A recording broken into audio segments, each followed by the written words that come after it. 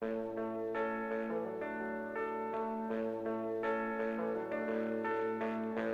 got a feeling deep inside, oh yeah,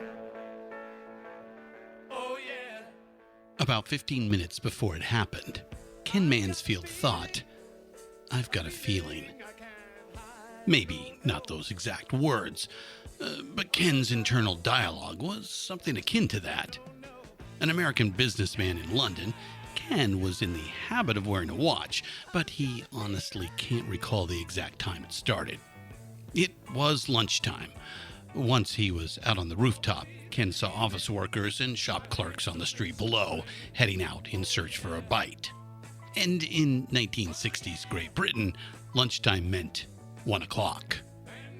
They'd had to reinforce the roof to hold the extra weight and remove a skylight to hoist up Paul McCartney's bass rig and Billy Preston's electric piano. According to Ken, the work was quiet and efficient. He had barely noticed it that morning as he worked away in his first-floor office. There was some talk of starting at noon, but there was a lot to do. So, about 1:45, January 30th, 1969, as he ascended the final flight of stairs and started up the access ladder to the roof of 3 Savile Row, Mayfair, London, that's when Ken Mansfield said to himself, "I've got a feeling." This was no longer rumor or idle talk, and there had been a lot of that the last few days. This was going to happen. For the first time in years, the Beatles were going to play as a band before a live audience, and Ken had a front row seat and a backstage pass. I've got a feeling.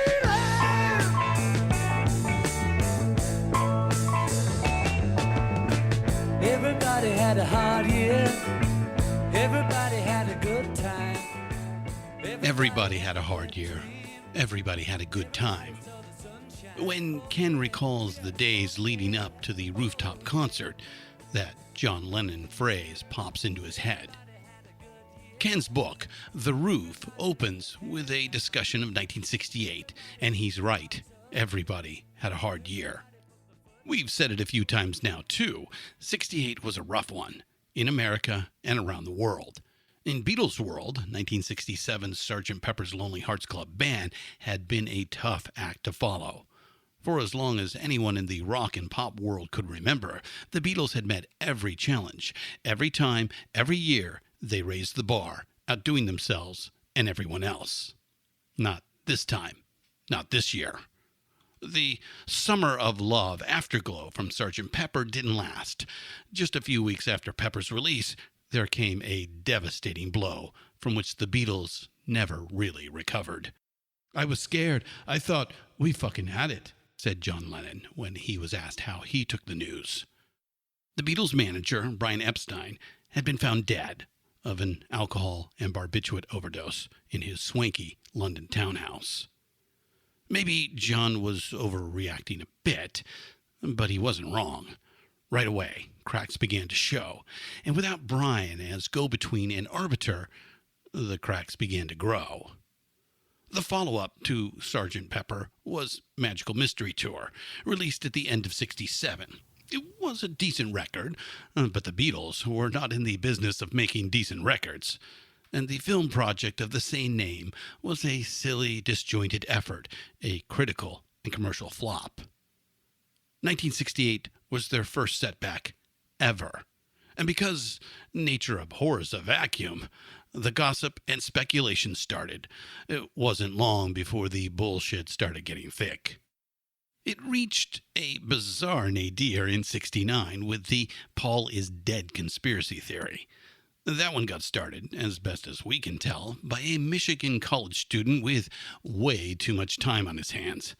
This guy concluded, based on a bunch of nothing, that Paul McCartney was dead, had been dead for a while, and some stand-in was taking his place.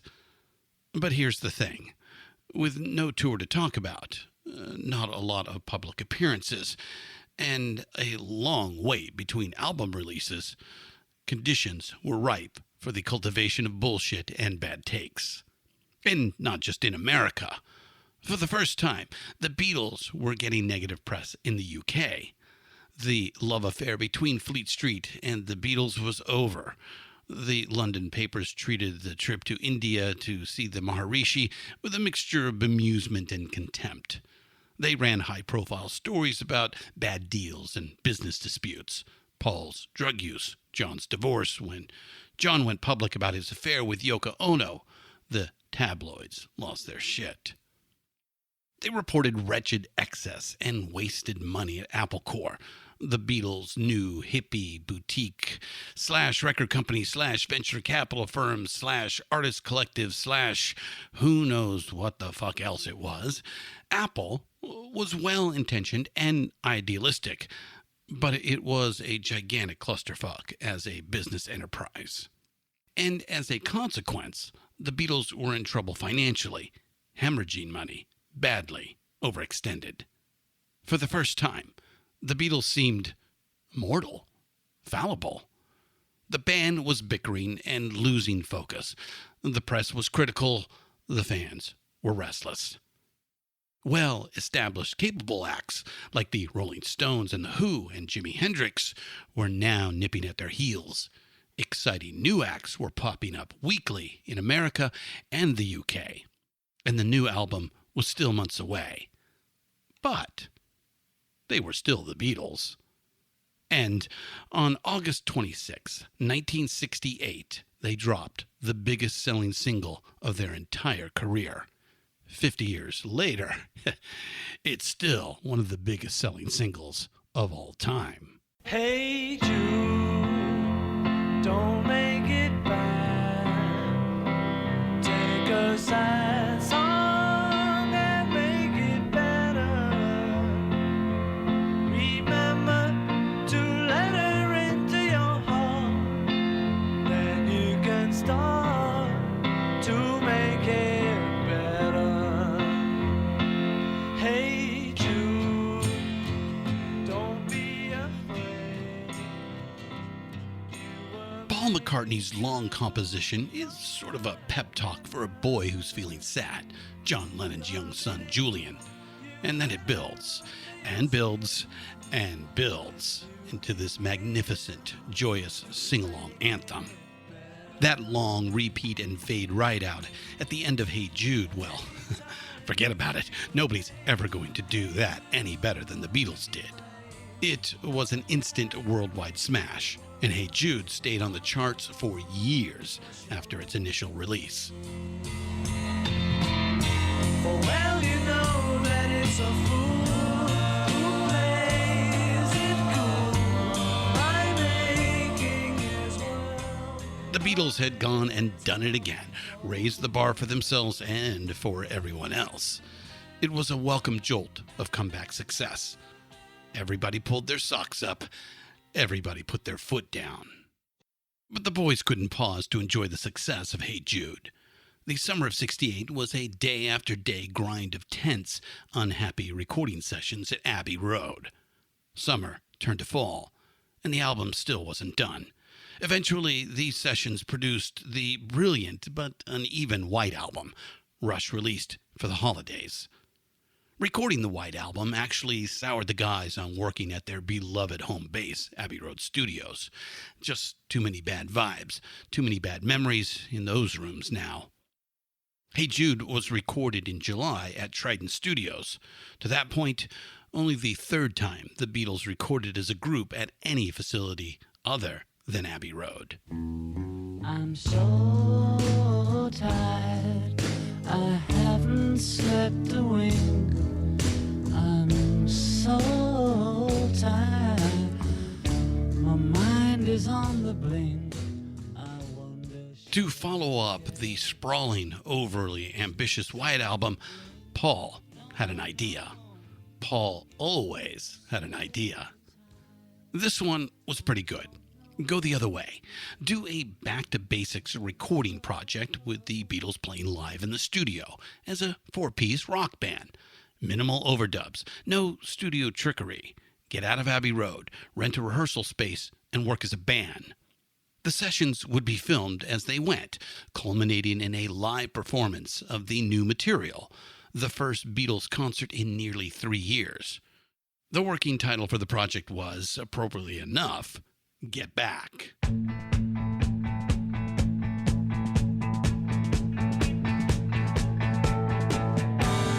Jojo was a man who thought he was a loner, but he knew it couldn't last.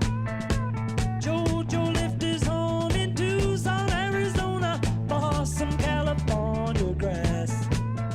Get back, get back, get back to where you once belonged.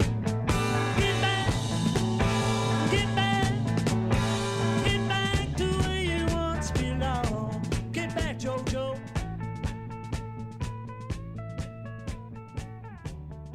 Michael Lindsay Hogg, an American filmmaker who was currently very in with British rockers, was tapped to direct the film.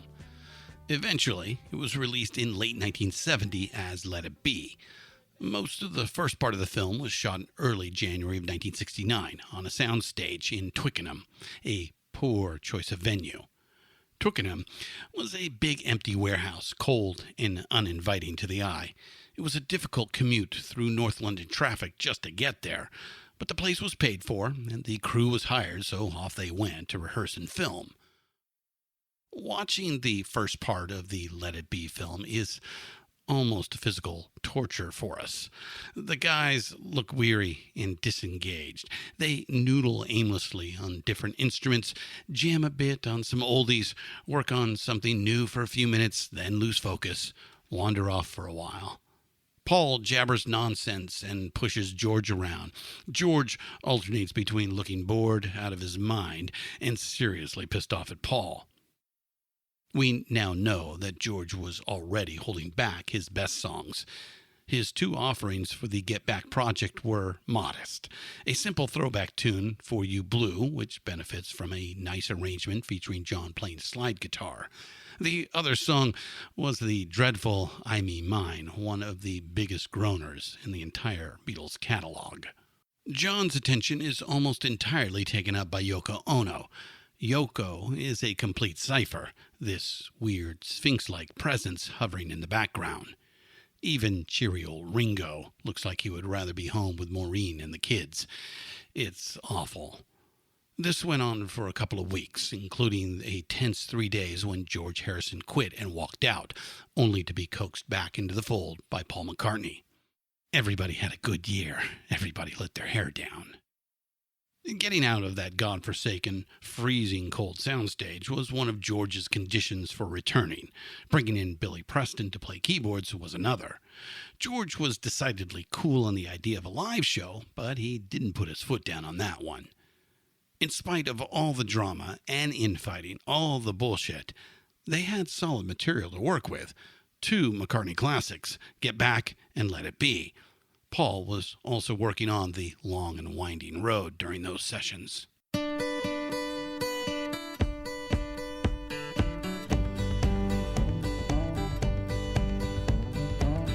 of us riding nowhere, spending someone's hard-earned pay. You and me Sunday driving, not arriving on our way back home. We're on our way home. We're on our way home. We're going home.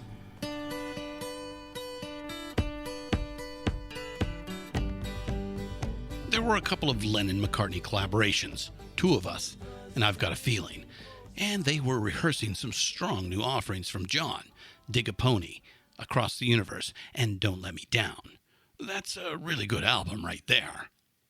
George figured he would hang on to his own songs and just settle in doing what he did back in the Liverpool days, play guitar, decorate, and fill out John and Paul's songs.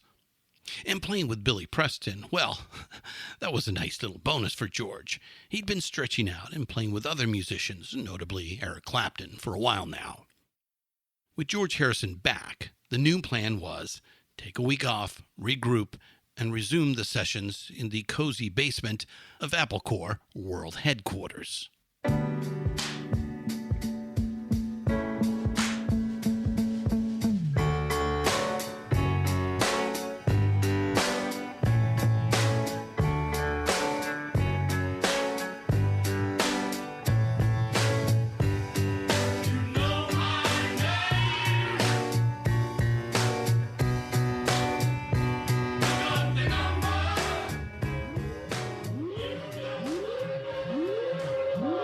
Hello, I'm Alexis from Apple Electronics.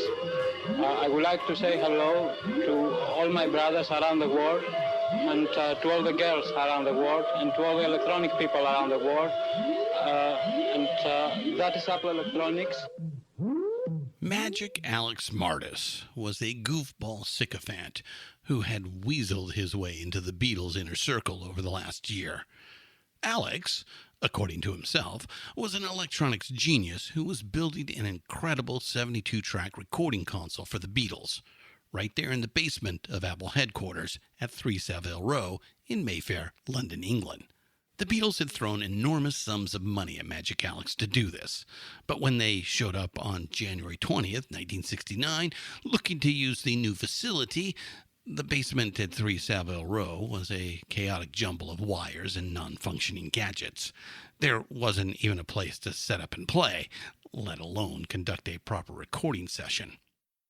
The guys took one look at what was supposed to be their expensive new recording studio, turned around, and walked back up the stairs. Everybody had a wet dream. Everybody saw the sunshine. Oh, yeah.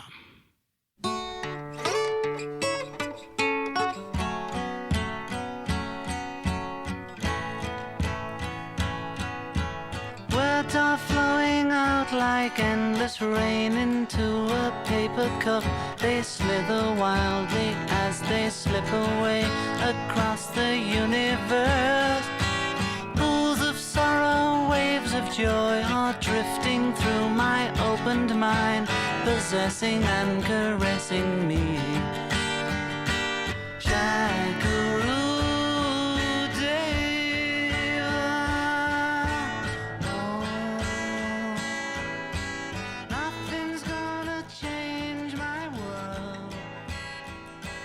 They couldn't go back to Abbey Road. Too much bad mojo there.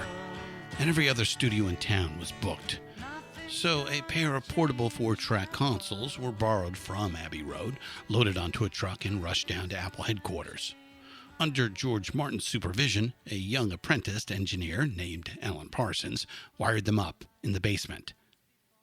Ken Mansfield, fresh off the plane from California, had just walked into the middle of all this. Ken is a lovely guy, and like us, he's an incurable romantic. Most rock and roll fans are. And Ken went back a long way with the Beatles. He met them on their first American tour. Ken was also a businessman, and a pretty good one, the executive VP in charge of Apple's American operations. It was his job to know stuff, to figure things out. And Ken could see it right away. There was trouble in paradise. Big trouble. But the Beatles were about to play a concert for the first time in 29 months, so the romantic side of Ken won the fight this time. On a cold January afternoon in London, Ken Mansfield, Beatles fan, was giddy with excitement as he ascended to the roof of 3 Savile Row. John, Paul, George, Ringo, and Billy Preston were just a few steps behind him. 1, 2, 3, 4.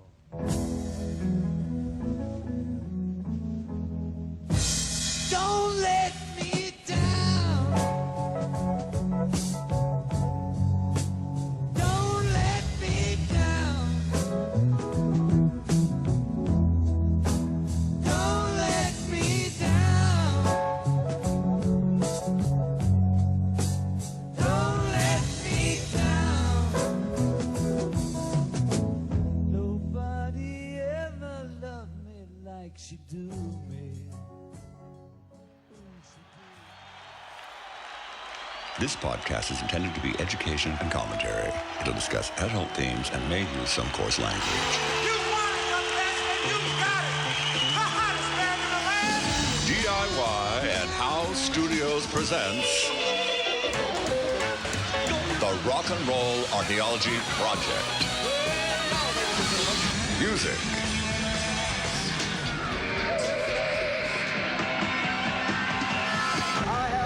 Culture.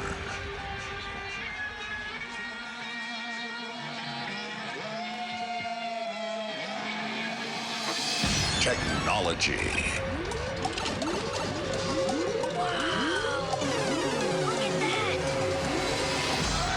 And rock and roll.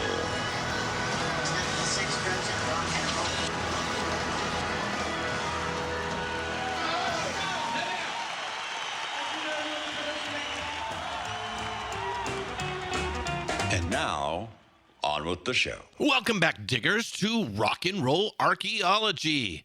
I'm Christian Swain, the rock and roll archaeologist, and your humble host. Just a quick plug for the network, Pantheon Podcast Network, that is, where a lot of rock and roll goodness can be found beyond just this show. I believe there are over 25 different podcasts on the Pantheon Podcast Network, and the kicker is that all of them, yes, every single one of them, are strictly about music. No crime drama, no techie shows, no guru telling you how to lose 10 pounds, find a work-life balance, and meditate yourself into the top 1%. Nope, just sweet, sweet music. Go to pantheonpodcasts.com to find the treasure trove of podcasting paradise. Also, you can find this show and our sister podcast, Deeper Digs in Rock, where I interview all kinds of musical guests on the Osiris Network. Go to osirispod.com.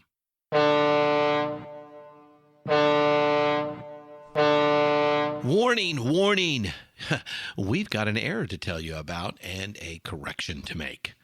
In Soul Sisters, episode 6 of Rock and Roll Archaeology, at the 15:15 mark of the podcast, we located Motown headquarters on South Grand Avenue in Detroit. Motown's exact location in those days was 2648 West Grand Boulevard, which is the current home of the Motown Museum. We regret the error, and we thank our iTunes listener, Cruiser143, for letting us know about it in his review. If you guys catch them, we'll fix them. Okay, let's set you up and get going. This is the first of 2 episodes where we will discuss 1969, an amazing and eventful year in rock history. Part 1 will handle the first half of the year, where we will keep checking on the Fab Four, plus we will spend the night or so with their friends/rivals, the Rolling Stones, as they begin to turn into the world's greatest rock and roll band. Then we will leave the British Isles for America and beyond. Diggers, it's a lot to unpack, so we'll get right into it. I give you episode 18, 1969, part 1.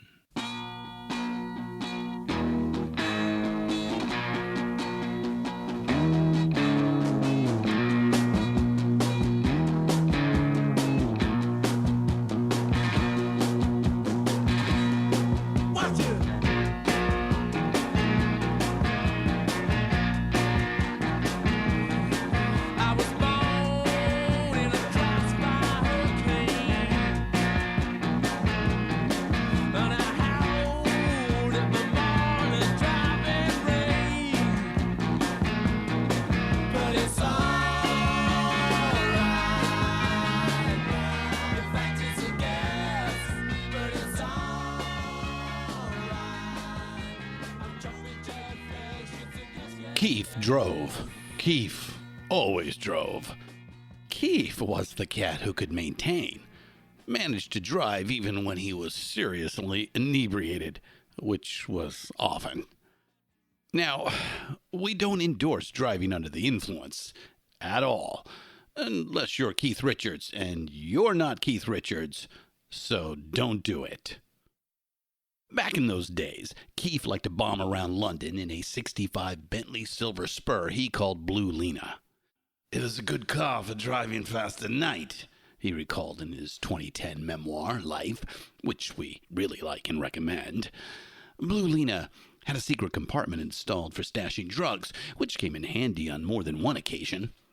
Keith has always been a car nut, a collector, and Lena was his prize. He even had it shipped to Africa so he could drive it around Morocco the previous summer and fall. In the late afternoon of June 8th, in the year 1969, Blue Lena was purring her way down leafy suburban lanes south of London towards Cotchford Farm. Keith behind the wheel, Mick Jagger and Charlie Watts along for the ride.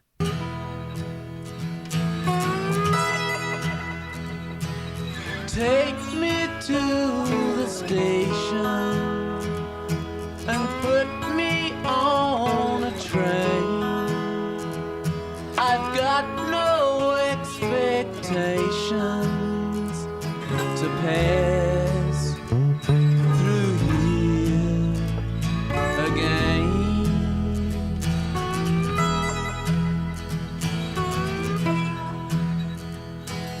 Once I was a rich man, now I am so poor,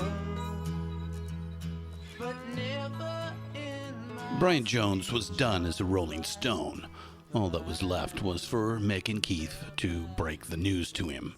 And it wasn't exactly news. Intentionally or not, Brian had been pulling away from the band for a while, at least a couple of years. Beggars Banquet, in our opinion, the first truly great Stones album, came out at the end of '68. Jumping Jack Flash was not on the album, but it came out of the same sessions at Olympic Studios in London. Brian played rhythm guitar on Jumpin' Jack Flash, the biggest hit yet from Jagger and Richards. That song we just played, No Expectations, features Brian Jones playing some gorgeous slide guitar. Brian did a bit of percussion and played a sitar track you can barely hear on Street Fighting Man, added some keyboard overdubs on a couple of tracks, and sang some woot-woos on Sympathy for the Devil. No songwriting credits. 2 guitar tracks, some incidental bits, and a bunch of woot-woots. Brian's total contribution to the Rolling Stones in '68/69, when they broke out big and became the world's greatest rock and roll band. To some extent, you can blame it on Pet Sounds and Sgt. Pepper. After he heard those records, Brian started losing interest in being a rock guitarist, so he played sitar on Painted Black and marimbas on Under My Thumb. The Mellotron keyboard fascinated him, then strings. Then he got on a kick where he wanted to play the recorder on everything.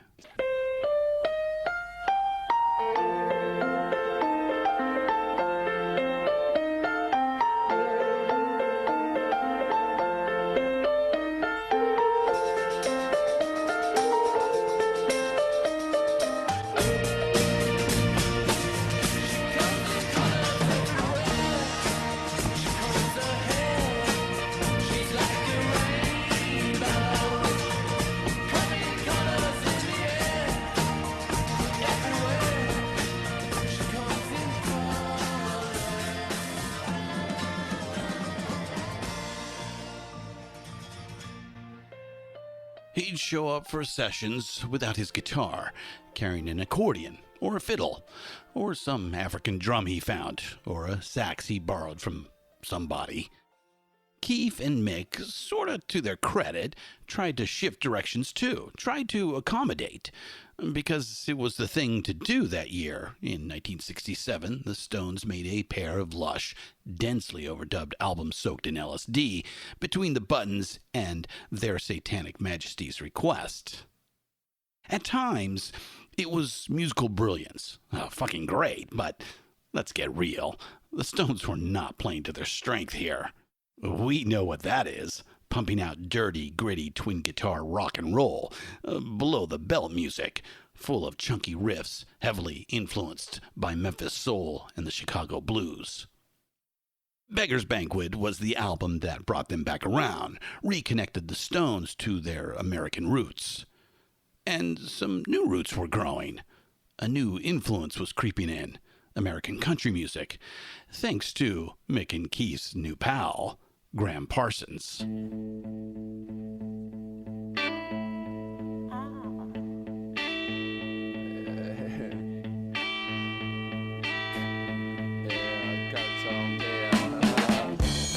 Click clack of your feet on the stairs.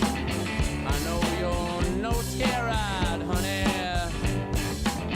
You'll be a beast if you just come upstairs, but it's no hanging matter. It's no capital crime.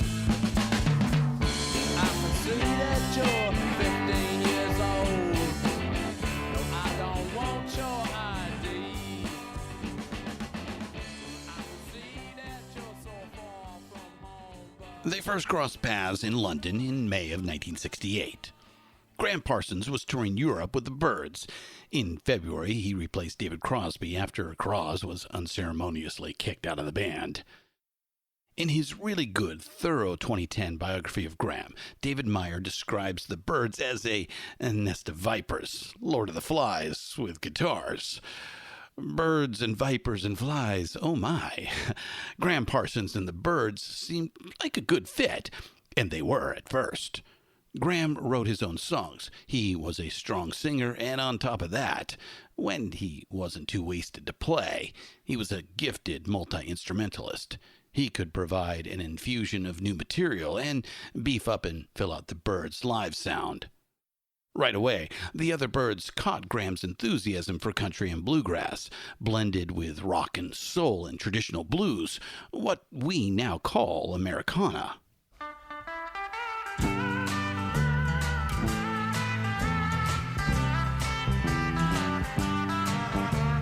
Clouds so swift, rain won't lift, gate won't close, railings froze. Get your mind off winter time, you ain't going nowhere. Ooh-wee, ride me high, tomorrow's the day, my bride's gonna come. Oh, are we gonna fly down in the easy chair? I don't care how many letters they sent, the morning came, the morning went. Pack up your money, pick up your... Graham had his own name for it, Cosmic American Music. They went to Nashville and recorded a Dylan cover. Of course they did. Some traditional country songs and a couple of Parsons originals. The project would become the Sweetheart of the Rodeo album, released in the fall of 1968. Sweetheart was a great effort, highly influential in later years, probably the best overall album the Byrds ever made.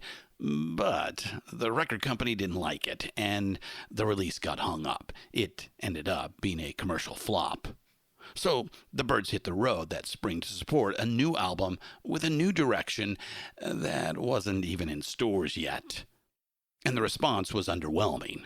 Rock audiences didn't get it. Country audiences didn't get it either. They made history as the first rock band to play the Grand Ole Opry in Nashville, but the gig was a drag. The crowd was hostile to these California hippie boys playing country music on the most hollowed stage in all the South. The Opry show was in March. By the time the tour reached Europe in May, the Byrds had mostly abandoned the crossover experiment with country music. For their live show, they fell back on the hits. Give the people what they want. Graham Parsons was frustrated and already looking for the exit as the Byrds tour made its way into London. The gig that night was at a club called the Middle Earth, the current place to be in swinging London. Mick Jagger and Keith Richards were hard to miss as they swanned their way through the crowd right as the Byrds took the stage. For the London show, Graham was let off the leash for a couple of songs, and the ultra-hip London crowd got a taste of some Bakersfield road dust, courtesy of Graham Parsons.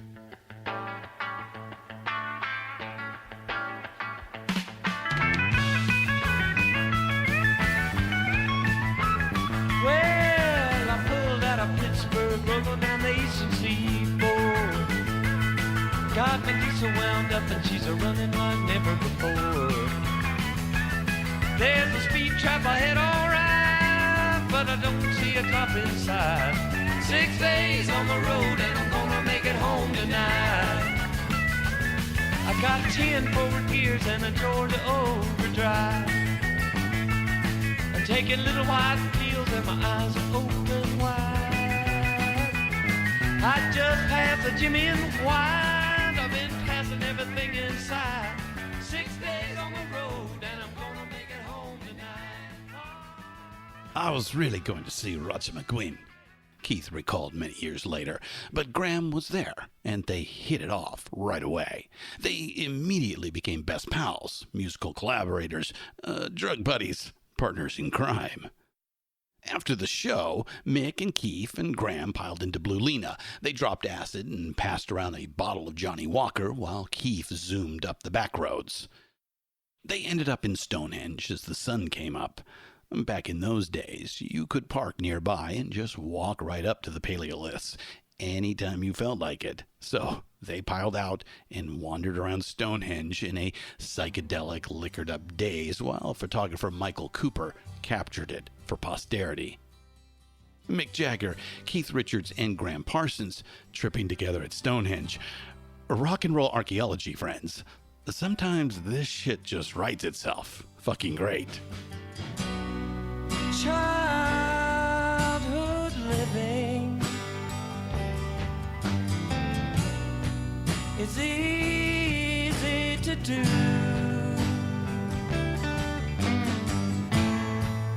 The things you wanted, I bought them for you. Keith had been playing around with alternate tunings for a while. Along with Ry Cooder, Graham was one of the folks who showed him what it was all about. In '69, he started writing songs in open G tuning with the lowest string taken off, and that's been Keith's signature setup ever since. It lends itself to simple, strong riffing rather than complex shredding. But that was fine, because in June of '69, the Stones picked up a hotshot virtuoso guitarist, a talented youngster named Mick Taylor. Mick could cover the complicated stuff while Keith churned out the riffs. They were a great team, this other Mick and Keith, Mick Taylor and Keith Richards. Check out the intro to the first recording they made together.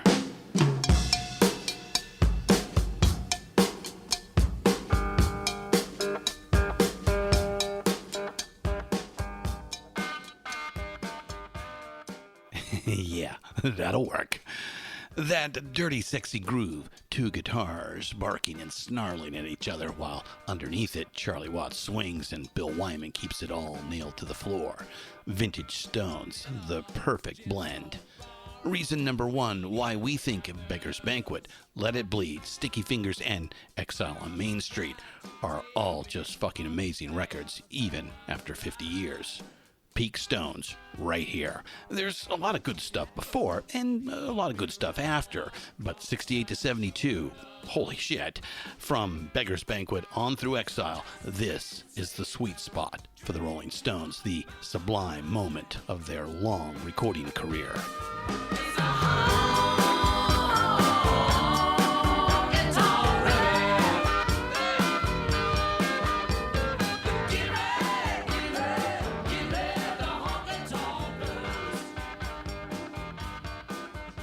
So, we begin the summer of 1969. Brian was out. Mick Taylor was in. June 8th, they made it official. We've talked about some of the creative issues, but really it came down to a cold-blooded business decision. Mick and Keith had been fighting a series of high-profile legal battles stemming from a drug bust back in 1967. After many hearings and appeals, they emerged victorious at the end of 1968.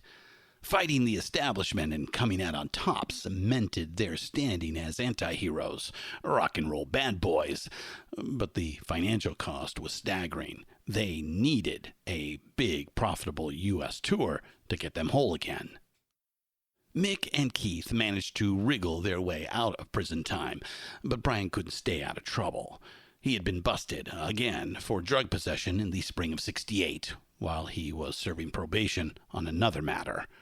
While Brian awaited trial, the U.S. State Department refused to issue him a visa. And that was that. If the Rolling Stones were going to have a future as a business enterprise, they had to tour, and that meant they had to cut Brian Jones loose. By most accounts, Brian took the news with a measure of equanimity. Philosophical about it was Mick's description. Brian was probably just comfortably numb. His drinking and drugging had escalated to truly alarming levels by 1969. Mick told Brian he could spin it any way he wanted for the public. The following day, Brian's press agent issued a release that cited creative differences and described the breakup as amicable. The financial arrangement was generous. On top of a cash buyout, Brian would get an annual salary of £20,000 for as long as the Stones were active and earning, which, as it turned out, has been a very, very long time indeed. If he could just stay out of trouble and maybe mind his money a little better, 27-year-old Brian Jones was assured a comfortable life hanging out by the pool at his Cotchford Farm estate. It was great having a place with a pool. Ever since he was a boy, Brian Jones had always loved to swim.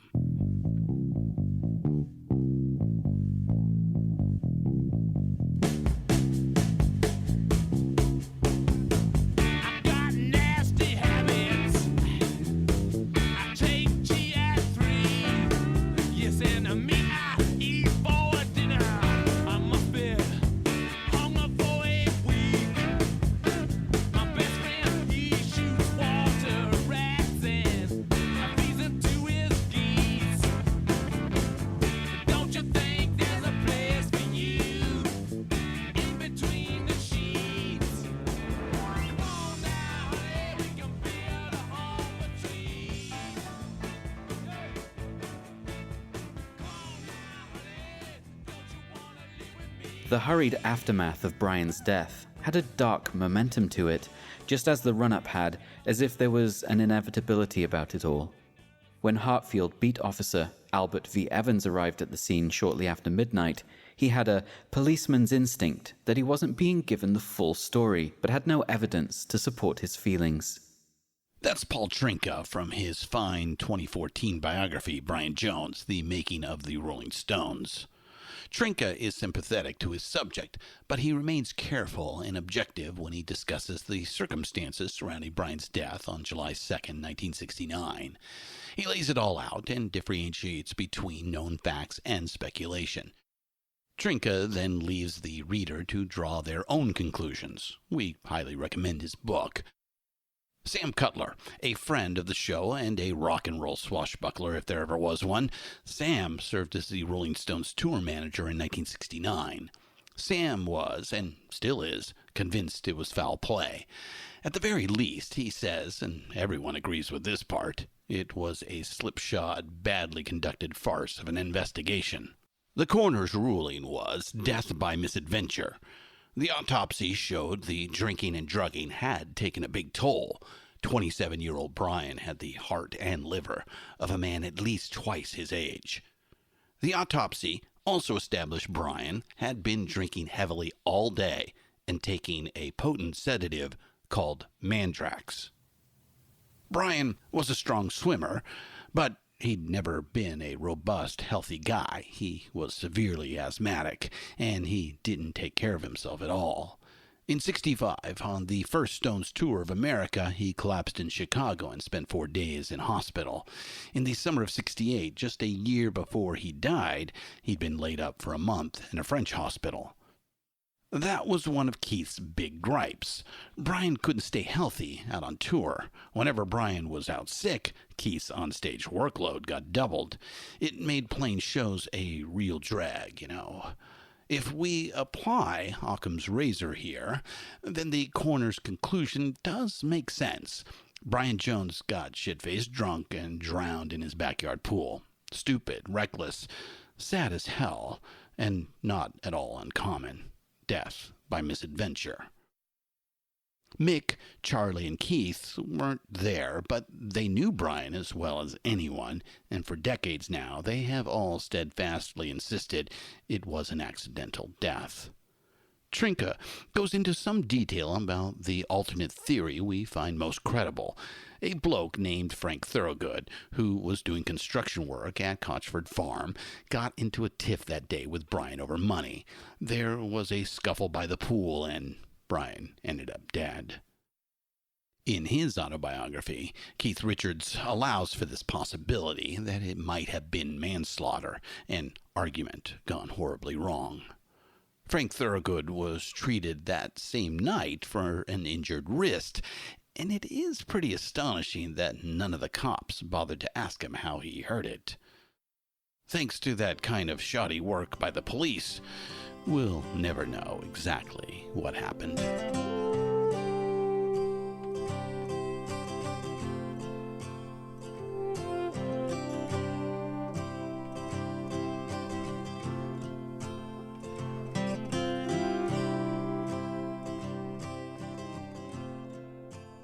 Jeff Dexter, a well-known DJ, was supposed to be the master of ceremonies, but there was no sign of him, so I took over microphone duties. King Crimson played, Alexis Corner's band played. I'd never spoken in public before, but it didn't give it a second thought and prattled away in hippie speak to the assembled masses, reminding them not to damage the trees and to be nice to one another.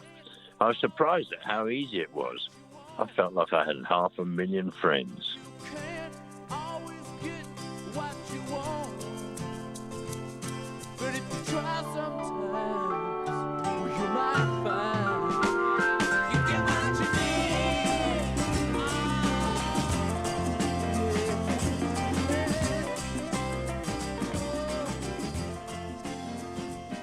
I went down. That's our friend Sam Cutler, reading an excerpt from his 2010 book, You Can't Always Get What You Want, My Life with the Rolling Stones, the Grateful Dead, and Other Wonderful Reprobates.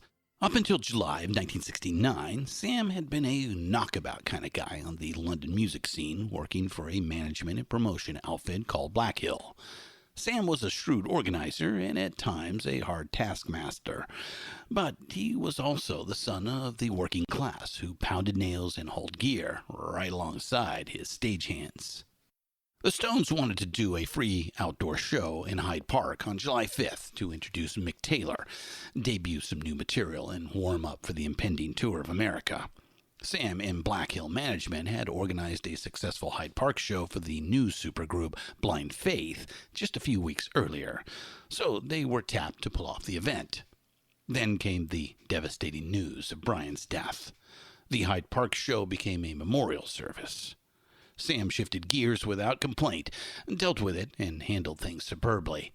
500,000 people gathered for the day, and there was nothing but good vibes, no hassles, no fights or injuries. Just a great summer day with great music booming out over the vast lawns of Hyde Park in London. They even picked up their litter when it was over. The Stones' performance was sloppy and out of tune, but it hardly mattered. Emotion and conviction carried the day. They were the world's greatest rock and roll band, and Mick Jagger was host and master of ceremonies for the world's largest English garden party. After the show, Mick asked Sam, "Would you be willing to leave Black Hill and go on the road with us and manage our American tour?" "Sure, Mick. I'd love to."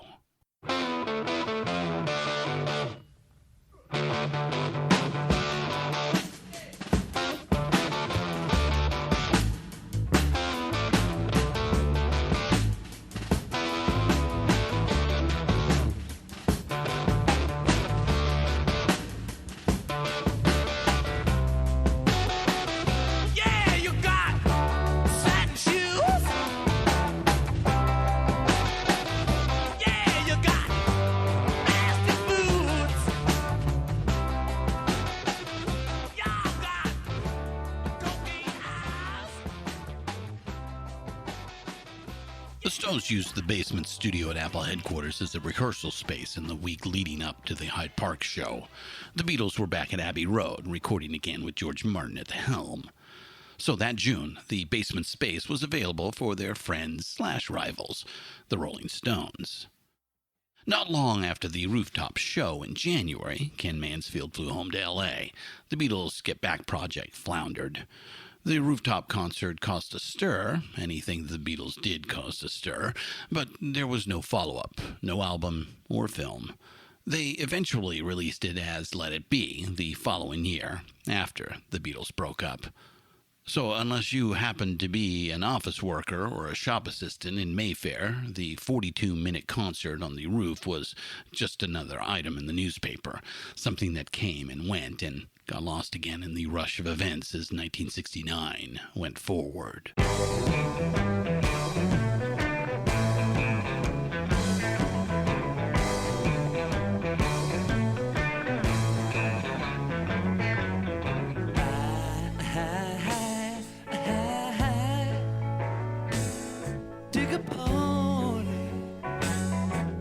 Celebrate anything you want.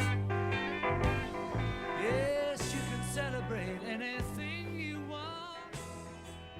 Ken was right there. In the Let It Be film, he's the guy in the white coat sitting off to the side. And he is quick to say it was years later that he fully understood the significance of what he saw and heard on the roof that day. History had to render the verdict on the rooftop concert, and history, well, she takes her own sweet time about it. Back in 1969, winter turned to spring and no Beatles album. There were hundreds of hours of tape and film from the Get Back/Let It Be project sitting on the shelf, but nobody could bring themselves to go through it and organize it into a film and a record. The whole thing just fizzled out. Months went by with little action or movement in Beatles world. The buzz, the rumors, and speculation. Are the Beatles finished? That buzz became a deafening roar. For though they may be parted, there is still a chance that they will see. There will be an answer. Let it be. Let it be. Let it be. Let it be. Let it be. Yeah, there will be an answer. Let it be. Oh, let it be. Let it be. Let it be. Let it be. Whisper words of wisdom. Let it be.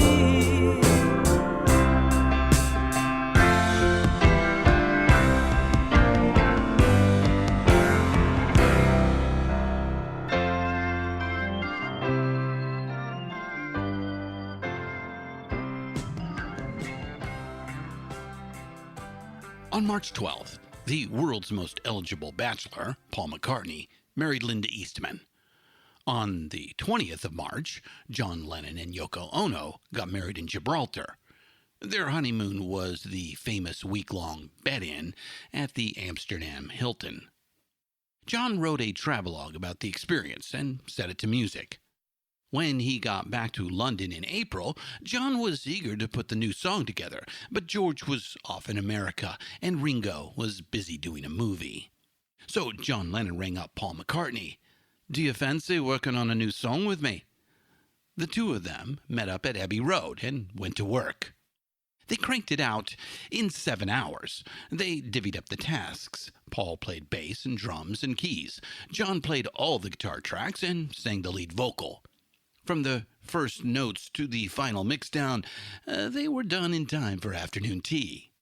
They worked together, finishing lines for each other, singing and playing eyeball to eyeball like they did as teenagers all those years ago on Aunt Mimi's porch in Liverpool.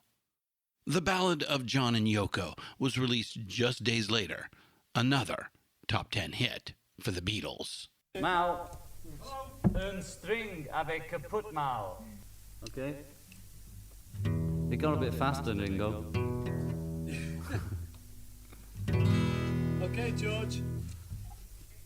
Okay.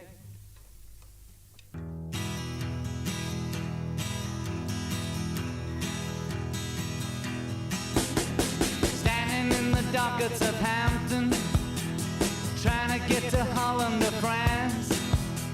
The man in the Mac says you've gotta go back. You know they didn't even give us a chance. Christ, you know it ain't easy. You know how hard it can be. The way things are going, they're gonna crucify me. Finally made the plane into Paris, honeymooning down by the Seine. Peter Brown called to say, you can make it okay. You can get married in Gibraltar near Spain. Christ, you know it ain't easy. The business and legal disputes, the resentments, feeling sick and tired of being sick and tired, none of these things had gone away. In fact, these problems would only get worse as the year went forward. But working together on the Ballad of John and Yoko reminded John and Paul of an inescapable fact. They made an incredible team. That hadn't changed a bit. And all the extraneous crap was far, far away when John Lennon and Paul McCartney made music together.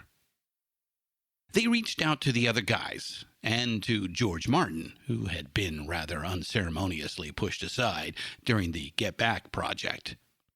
Martin was surprised at the call, and probably still a bit irked at how he had been treated, but he agreed to work with them again. He had one condition. None of that stripped down back to basic stuff. They were way past that now. This would be a Beatles album, a high-quality effort carefully crafted at Abbey Road. George Martin's instincts were sharp as ever, and he sensed something special was about to come together.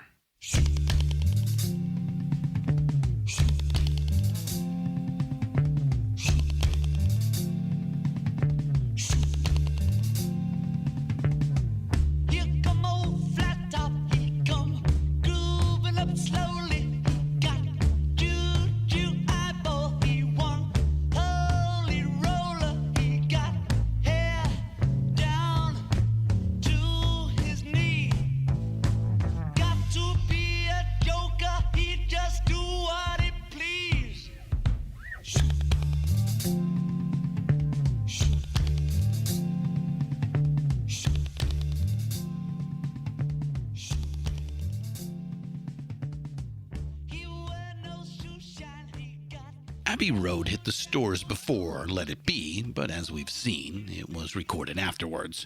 As such, it is the bittersweet musical chronicle of the Beatles' dissolution. But let's strip away that context for a moment and ignore the controversy and interpersonal drama that swirled around the group as they made the record. Just consider the album on its own. Even by the ridiculously high standards the Beatles set for themselves, Abbey Road is a triumph, one of their very best albums, worthy of sitting on the shelf right next to Sgt. Pepper or Revolver. Now, bring the context back in and think about Abbey Road some more. All this drama and all this pressure on them, the rancor, the resentments, the business disputes, none of that had gone away at all. But they worked together and made this brilliant record while they were hip deep in that shit. Talk about grace under pressure. Everything great about the Beatles is found here. Lots of variety, innovative yet hooky songwriting, droll British humor, superb arrangements and studio craftsmanship. And because George Martin was back at the helm, it flows. Like Pepper and Revolver, Abbey Road is not just a collection of songs, it's an album, a coherent and satisfying listen all the way through.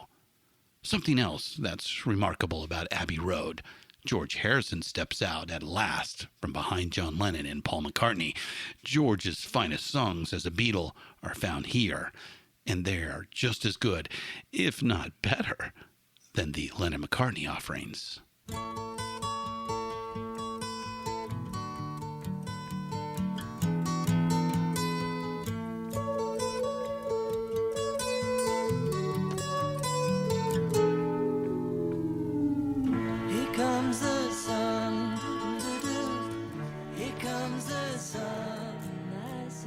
Right there in the intro, underneath the churning acoustic guitars, a new sound.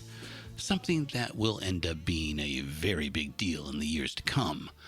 There are some earlier rock and pop recordings that made use of the synthesizer. We played an example in episode 17, Save the Life of My Child, from Simon & Garfunkel's Bookends. The Moog music synthesizer was first introduced to the world as a prototype at the Monterey Pop Festival in 1967. Moog Electronics set up a booth on the fairgrounds to display their wares, and they were mostly ignored. But a few of the musicians, notably Pete Townsend of The Who, noticed and started keeping an eye on developments in electronic music.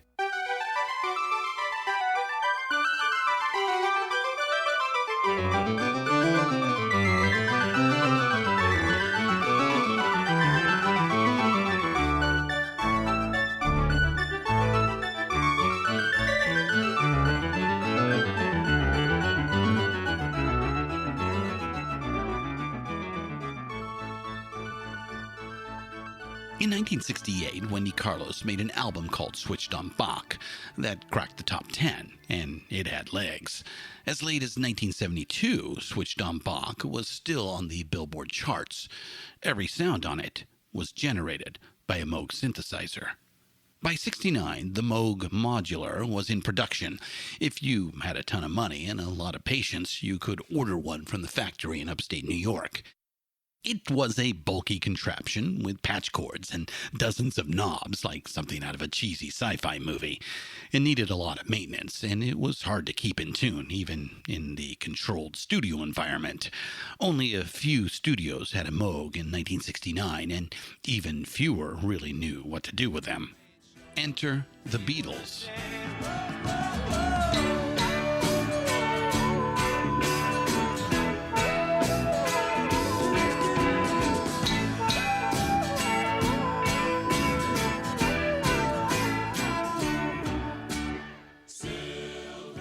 They had always found new gadgets irresistible, and the Moog synthesizer at Abbey Road was no exception. George Harrison really got sucked in, and he spent many hours fiddling with the Moog and figuring it out during those sessions. Along with Here Comes the Sun, two other cuts on Abbey Road featured the Moog, Maxwell's Silver Hammer, and John Lennon used it to create the white noise effect at the end of I Want You, She's So Heavy. So it wasn't the first adoption, but it was an early adoption. And when the Beatles adopted something, so did everybody else. The timing couldn't have been better for Moog Electronics.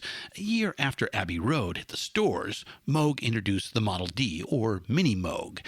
It was a superb piece of engineering, a compact, affordable design, the first synthesizer available in retail stores.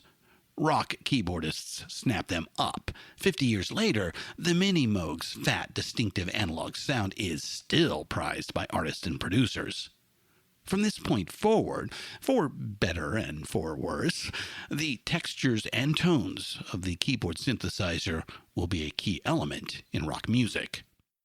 Okay, so we've been to Mayfair and Sussex and to Hyde Park and Abbey Road, and we'll come back to England's green and pleasant land. For now, though, it's the summer of 1969, and we are headed to America and beyond.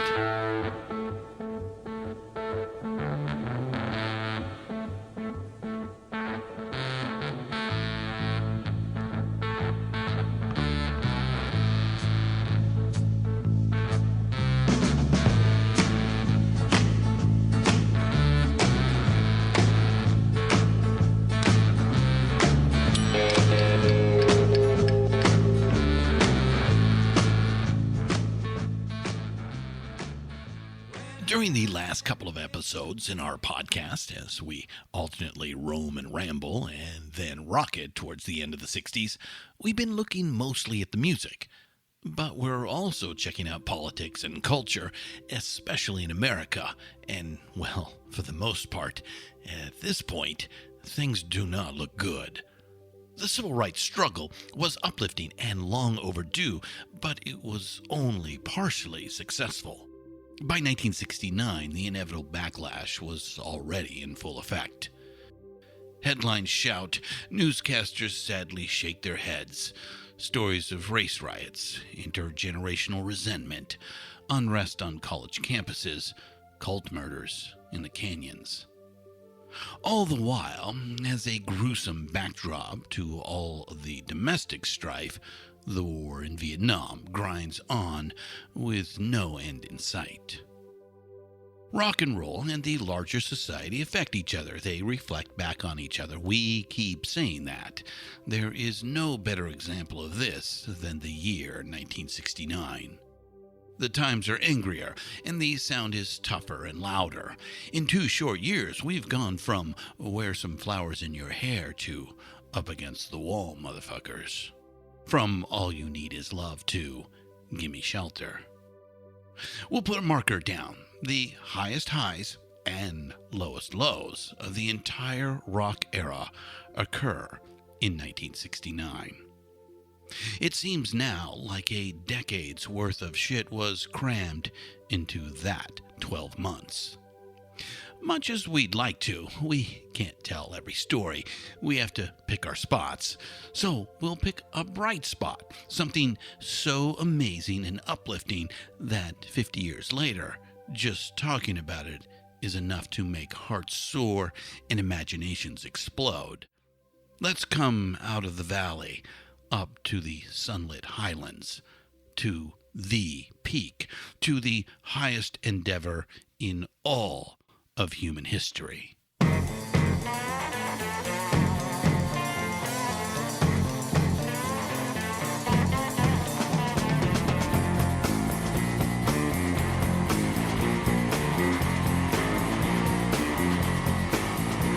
I told you about living in the US of A. Don't you know that I'm a gangster of love? We'll begin right around the same time our rock and roll story begins.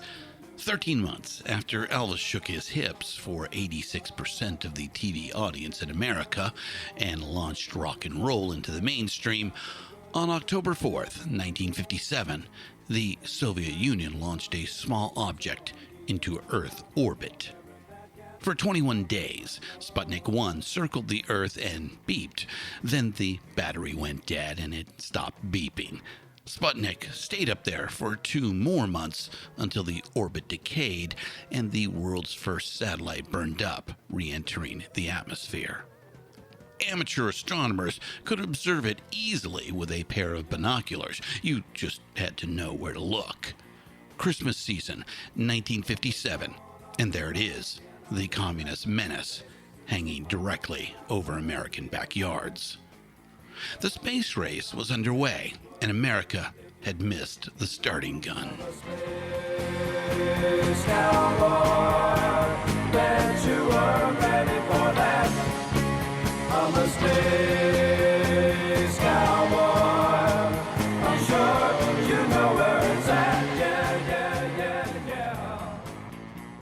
It just got worse from there. The Russians had a substantial lead. It was downright humiliating how far ahead they were. The Soviets launched objects named Sputnik, then a dog named Laika, then a man named Yuri Gagarin into space. Meanwhile, American rockets exploded on the launching pad. Like over and over, they exploded on the launching pad. America was behind, and half measures weren't going to close the gap. Time to push all the chips in to the middle of the table. Fortunately, the right guy was in charge. On September 12th, 1962, on a warm, sunny day at Rice University in Houston, Texas, in front of 40,000 people, President John F. Kennedy made a bold announcement. We choose to go to the moon. We choose to go to the moon in this decade and do the other things, not because they are easy, but because they are hard. Because that goal will serve to organize and measure the best of our energies and skills. Because that challenge is one that we're willing to accept, one we are unwilling to postpone, and one we intend to win, and the others too. We love this part of American history, the early space race, the Mercury, Gemini, and Apollo programs, and the first landing on the moon in the summer of 1969. and we'll list a ton of great resources in the show notes. We'll talk about space exploration some, but we'll talk more about how space exploration ripples back and forth through the culture during the 60s. So, first, the political dimension. JFK and his successor LBJ were big cheerleaders of the space program. Nixon, too, for that matter. In Congress, there was a strong bipartisan consensus, so the space program was lavishly funded. It took a few years for the U.S. to catch up with the Soviets, but by 1967 or so, America passed them and never looked back. Right from the start, astronauts were American heroes, crew-cut and laconic, brimming with what author Tom Wolfe called the right stuff. But it didn't stop there. The Pocket Protector Brigade got some love too. Throughout the 60s, scientific achievement was a source of intense national pride for most Americans, and that was especially true in the field of aerospace. It was a very sexy field back then to study, to go work in, and a lot of young people did. To pull this off, to go in 7 years' time from rudimentary suborbital flight to landing on the moon and returning safely, to pull this off would require contributions and feats of imagination from the artist as well as the engineer. There's political will, so there's money to burn, and the cultural momentum was there as well. The appetite was galactically huge, and not just in America. Young people all around the world wanted space exploration stories and themes. So, of course, artists and entertainers started working with these ideas, commenting on them, telling stories. We're trying to sell some tickets here, are we not? Science fiction goes mainstream right here, right alongside rock and roll. It becomes a literary genre to take seriously. Major works like Dune, Stranger in a Strange Land, and Childhood's End are all published in the mid-60s, and they became huge bestsellers. The sight of a touch, or the scent of a sound, or the strength of an oak with roots deep in the ground. The wonder of flowers to be covered and then to burst up through tarmac to the sun again, or to fly to the sun without burning a wing, to lie in a meadow and hear the grass sing, to have all these things in our memories hoard, and to use them to help us to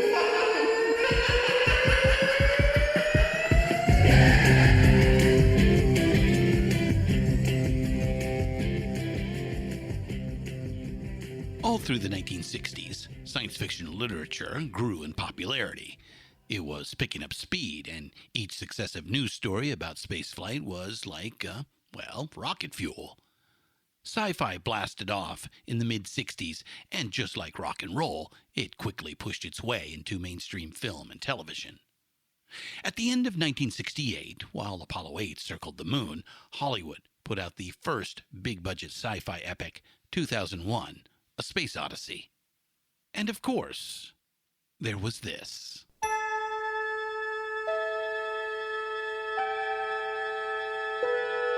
Space, the final frontier.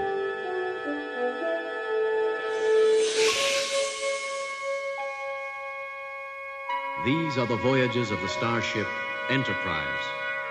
Its 5-year mission, to explore strange new worlds, to seek out new life and new civilizations, to boldly go where no man has gone before.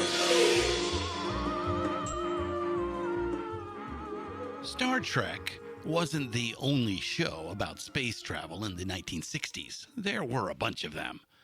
And it wasn't a big hit. Not a lot of people watched the original Star Trek. It only lasted 3 seasons, fall of '66 to the spring of '69. But in that short little span, the people who did watch Star Trek got a big dose of secular humanist thinking. In between Kirk fighting lizard men and Spock doing the Vulcan death grip, some very forward-thinking, sometimes downright radical, social and political ideas were examined and modeled on Star Trek. Stuff you don't see or hear much in mainstream media, even today. We're still not entirely sure how they got away with it.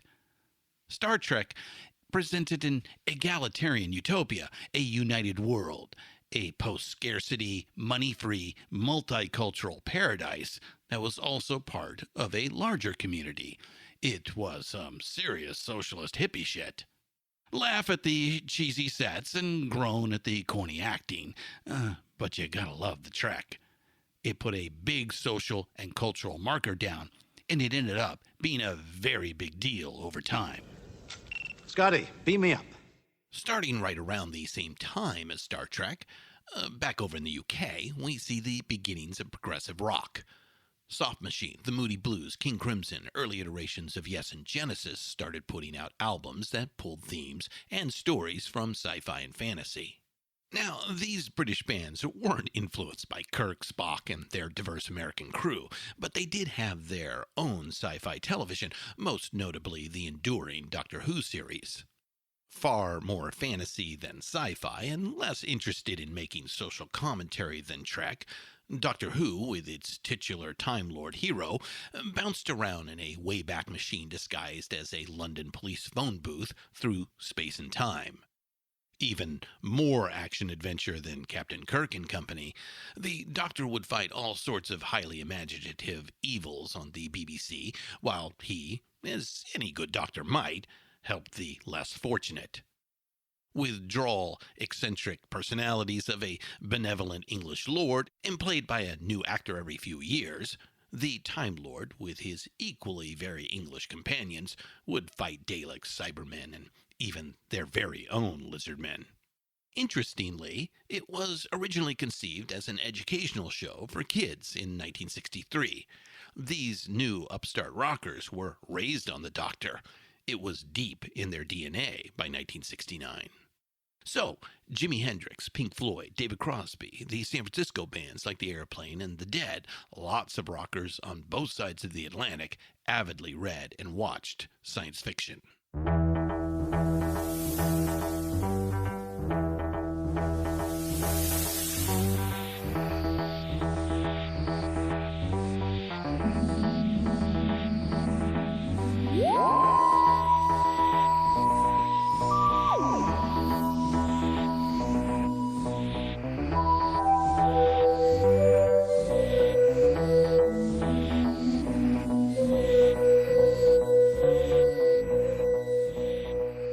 If we can put a man on the moon, then surely we can.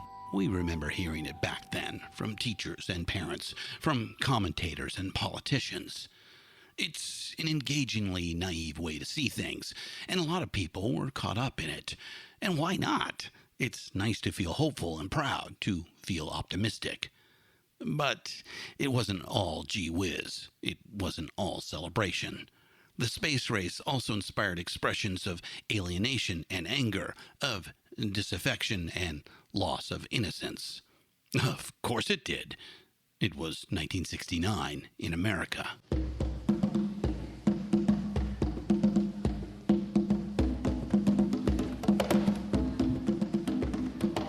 A rat done bit my sister Nell with Whitey on the moon. Her face and arms began to swell, and Whitey's on the moon.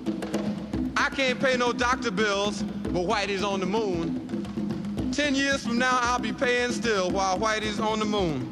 You know, the man just upped my rent last night, cause Whitey's on the moon. No hot water, no toilets, no lights, but Whitey's on the moon. I wonder why he's upping me, cause Whitey's on the moon? Well, I was already giving him $50 a week, and now Whitey's on the moon. Taxes taking my whole damn check. The junkies make me a nervous wreck. The price of food is going up, and as if all that crap wasn't enough, a rat done bit my sister Nell with Whitey on the moon. Her face and arms began to swell, and Whitey's on the moon. Was all that money I made last year for Whitey? That whole "if we can put a man on the moon" business? Gil Scott-Heron's scathing compare and contrast beat poem turns the whole narrative on its head. There was another response in song, released just days before Apollo 11 launched. It was not angry, more sadly disaffected, emotionally detached. It tells a nuanced little story, with telling details like check ignition and may God's love be with you. We were kind of startled to learn that the BBC used David Bowie's Space Oddity as bumper music during its coverage of Apollo 11. David was startled too. He had no idea until he turned on his telly to watch it, along with hundreds of millions of his fellow Earthlings. On one level, it's not surprising. It sounds dreamy and cosmic. The audio is beautiful, perfect for soundtrack use. But the story it tells is, well, it's an oddity. An odd background for news coverage of a technological triumph. David's tune describes not a space oddity, but rather what a NASA engineer would call a space catastrophe. Your circuit's dead. There's something wrong. Contact is lost, and Major Tom embraces his lonely fate. Planet Earth is blue, and there's nothing I can do, and is left to float forever in space. It's a strange fascination from an artist who will deliver a lot of those in years to come. David embarked on his musical career right about the same time JFK announced America would embark on a 7-year program to put a man on the moon. 7 years into a lackluster career as a folk singer, David set a sci-fi story to song. The song ends up being his first hit and the soundtrack to the moonshot. Looking back on it, there's a certain inevitability to it. Seems like more than mere coincidence. David's working title for the song was Major Tom. He recorded it in early 1969 when 2001 A Space Odyssey was a big hit in theaters. David was staying in his little flat near Kensington, and he and his buddy Tony Visconti would get good and stoned and then sneak into the local theater to watch 2001 over and over. Dave, I read you. Open the pod bay doors, Hal. I'm sorry, Dave. I'm afraid I can't do that. What's the problem? I think you know what the problem is just as well as I do. What are you talking about, Hal?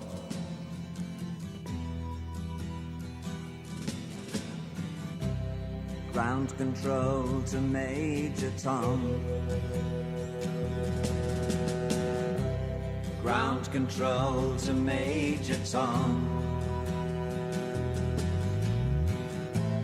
Take your protein pills and put your helmet on. Ground control to Major Tom.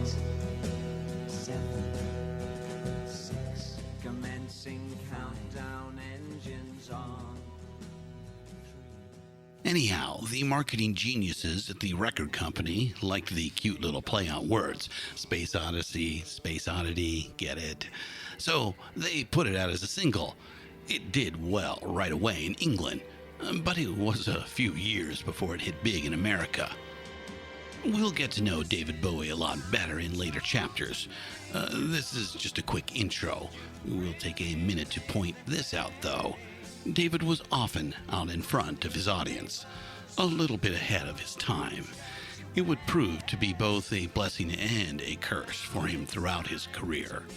Not all that surprising, really. According to Bowie biographer Jason Heller, young David Jones lived and breathed science fiction.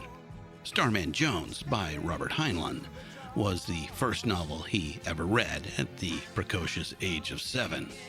Perhaps even back then he saw himself as Starman Jones, an early iteration of Ziggy Stardust or the Man Who Fell to Earth. T-minus 15 seconds. Guidance is internal. 12, 11, 10, 9. Ignition sequence starts.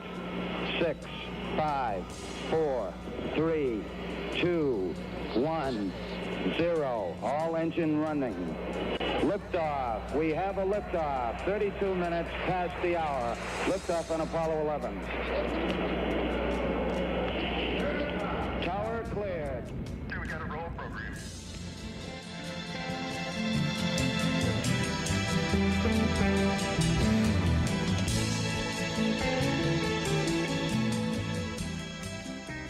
The Saturn V booster roared. At the pinnacle of this gigantic, barely contained explosion, 3 men were packed into a tiny module with about the same amount of personal space as a compact car. 1 million people surrounded Cape Kennedy on a hot, muggy Florida morning and watched the launch of Apollo 11. At least 500 million more watched on television. 400,000 men and women had worked 7+ years on the Apollo project, and now it was down to just 3 men to see it through. Service and Command Module Pilot Michael Collins, Lunar Module Pilot Edwin Buzz Aldrin, and Commander Neil Armstrong, the man picked to be the first human to set foot on another celestial body. It was a 3-day journey to the largest visible object in the night sky, our closest celestial companion. The crew cycled through their procedures, attaining high orbit, recovering the lunar module from its shroud and docking with it, and the critical maneuver they called trans-lunar injection. If the trans-lunar injection was miscalculated or off in any way, the 3 Americans would go hurtling past the moon into the deep cold of interplanetary space towards a fate not unlike that of Major Tom. All the while, hundreds of millions down below lived through every tense moment as it was continuously televised around the world.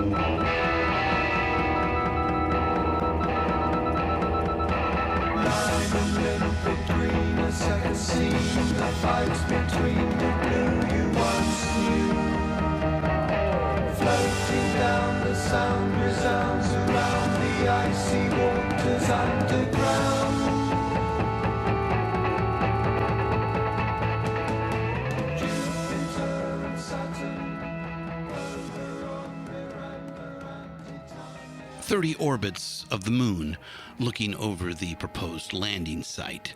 Then it was determined by the crew and by mission control the landing mission was a go.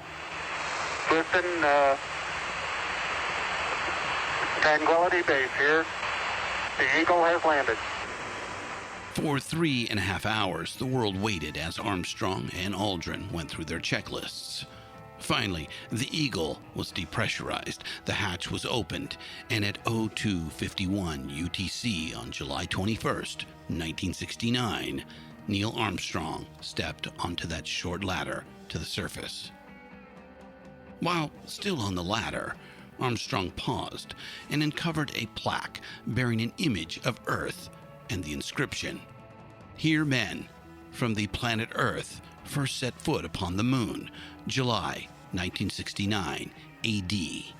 We came in peace for all mankind." At 02:56, Armstrong fulfilled the promise of that inscription and stepped onto the moon. I'm going to step off the limb. That's one small step for man, one giant leap for mankind. That's one small step for man, one giant leap for mankind. 19 minutes later, Buzz Aldrin stepped out of the lunar module. As the 2 astronauts witnessed Earthrise from the surface of the moon, Aldrin looked across the lunar landscape, now bathed in reflected light from his homeworld, and waxed poetic. Beautiful, beautiful, magnificent desolation. He breathed out over the open comm circuit. Roger, Tranquility. Came the terse, laconic response from Mission Control, and the 2 men resumed their work, collecting samples, setting up experiments, planting a flag. The moonwalk lasted 2 hours and 36 minutes, less time than it takes to watch 2001: A Space Odyssey all the way through. Once Armstrong and Aldrin were back in the lunar module, the world held its breath again. Getting there was one thing. Now, what about getting home? Another short countdown, and the tiny lunar module lifted off into moon orbit, where it reunited with the command module. Once Armstrong and Aldrin climbed back aboard, the lunar module was unceremoniously ejected, left to crash into the lunar surface. The long voyage home began, and on July 26th, Apollo 11 splashed down in the Pacific. These celebrations began in America and around the world, culminating in the largest ticker tape parade in New York history. A delirious outburst that brought the entire city to a halt that day. Robert Heinlein, the author of Starman Jones and Destination Moon, appeared as a guest on the CBS network's coverage of the moonwalk. This is the greatest event in all the history of the human race up to this time. Today is New Year's Day of the year one. If we don't change the calendar, historians will do so. It was far from over, the Apollo program, but the next 6 missions got nowhere near the attention that Apollo 8 and Apollo 11 received. There was a special kind of heroism to the ill-fated Apollo 13 mission, but really it wasn't until the 1995 movie came out that it came to represent anything notable in the popular culture. Houston, we have a problem. We'll take a moment and point out that the follow-up Apollo missions were even more remarkable, but it's too bad they got largely overlooked. Just 2 years after Armstrong and Aldrin cautiously tiptoed around for a couple of hours on a single bland acre of lunar real estate, the Apollo 15 landing team of Dave Scott and Jim Irwin spent 3 full days living on the moon. The 2 astronauts spent 7 hours at a stretch in spacesuits working outside the lunar module. They drove a battery-powered rover for miles across the lunar surface. They even drove up the side of a moon mountain to collect rock samples that are almost as old as our solar system. Their exploits on the lunar surface were broadcast back to Earth in living color, with good resolution and clear, crisp audio. It was an incredible feat of exploration that was surpassed twice more by Apollo 16 and by the final mission, Apollo 17, in 1972. But nobody named a park or a junior high school after Jim Irwin or Dave Scott. That's just how it goes. She packed my bags last night, pre-flight. 0 hour, 9 a.m. And I'm gonna be high as a kite by then.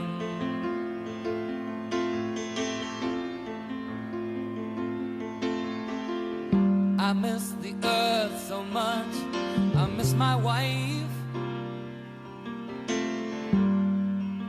It's lonely out in space on such a timeless flight.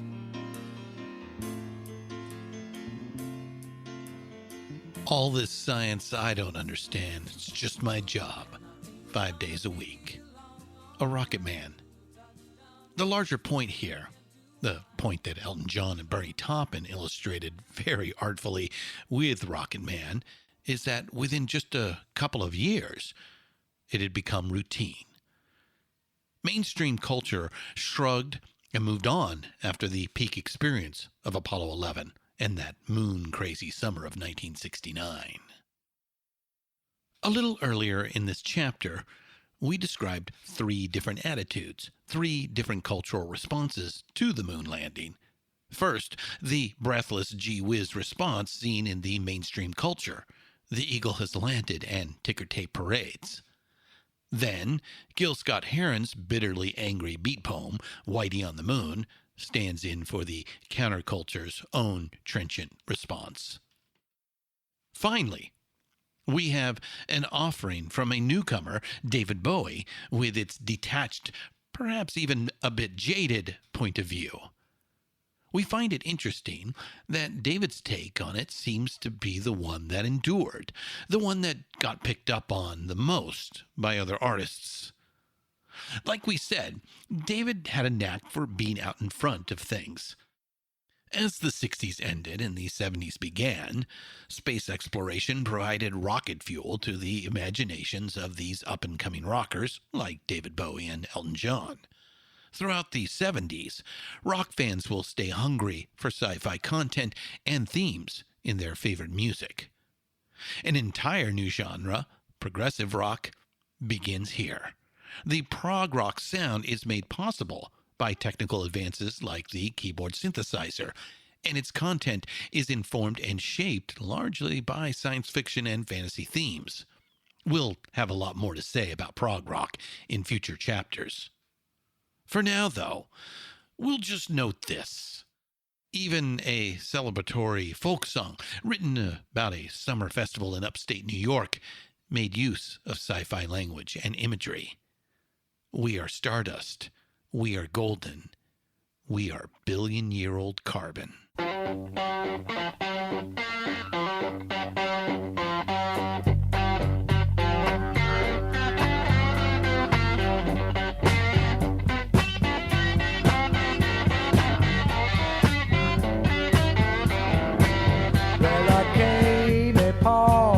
Child of God, he was walking along the road, and I asked him, tell me, where are you going? He told me. I said, we're going down to Yasgur's farm, gonna join in a rock and roll band, gonna get back to the story in our very next chapter. I'm Christian Swain, and this is the Rock and Roll Archaeology Podcast. Thanks for listening. Don't take the brown acid, and we'll see you next time at Woodstock. Keep up the rockin'. We are stardust, we are golden, we are billion-year-old carbon, and we've got to get ourselves back to the garden.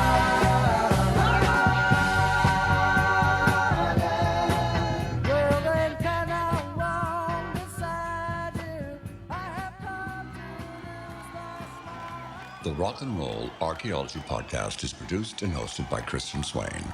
Written by Richard Evans and Christian Swain. All sound design and incidental music by Jerry Danielson. Find all of our shows, notes, social, and links at www.pantheonpodcast.com or wherever you listen to great podcasts. All songs can be found for purchase on iTunes, Spotify, or Google Play. Please purchase these great and important tracks. Find us on Facebook at the RNRAP. We are on Instagram at RNR Archaeology. Tweet us at RNR Archaeology.